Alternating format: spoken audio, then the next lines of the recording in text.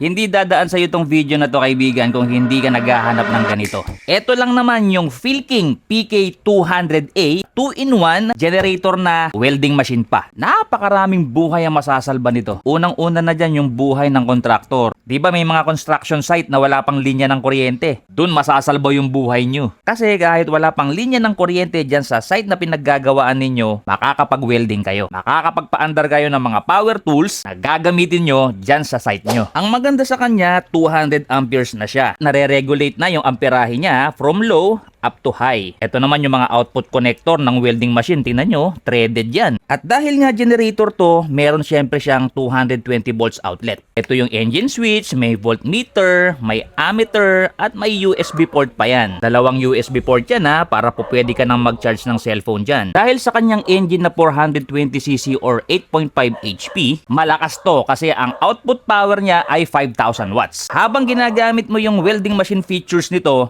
pwede ka magpaandar ng mga power tools. Bahala ka na kung ano yung gusto mong isaksak yan. Kung mag-o-overload naman yan, eto iilaw naman yan. At take note mga kaibigan yung load persistent rate niya 100% kapag ka nagwi-welding kayo. To be exact, yung rated output power niya is 4.8 kilowatts. Talagang ginawang build to last yung Philking PK200A kasi nga metal yung framing mga kaibigan. Napakatibay niyan. For sure na pang matagalan yung gamit nito. 10 liters na yung tank capacity nito. Gasoline ang nilalagay dyan. So yung 10 litro mo, tatagal na ng 10 oras. Kaya talagang napakalaki ng pakinabang nito lalo na sa mga nagko-construction, sa mga nagpapagawa ng bahay, sa bundok, bukid, yung mga area na walang linya ng kuryente o talagang nawalan ng kuryente. Magandang ang pang backup, ika nga. Kung tatanungin nyo naman kung pwedeng saksakan ng mga TV, electric fan, ref, pwede mga kaibigan. Kaya lang, ito po hindi katulad ng mga silent generator. Medyo maingay siya kasi naka-line up din siya as conventional generator. Paano nga ba siya gumagana? Ito, mabilisan lang to mga kaibigan So syempre, kailangan may gasolina ka. Syempre, lalagyan din natin ng langis. Pwede mong lagyan dito, pwede dito. Sunod naman, ichuchok mo siya.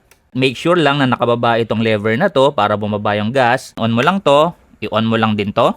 Hihilahin natin ng konti itong recoil start tapos bibiglain natin ng hila. Pag nagawa natin yon at umandar na yung machine natin, babalik lang natin itong choke.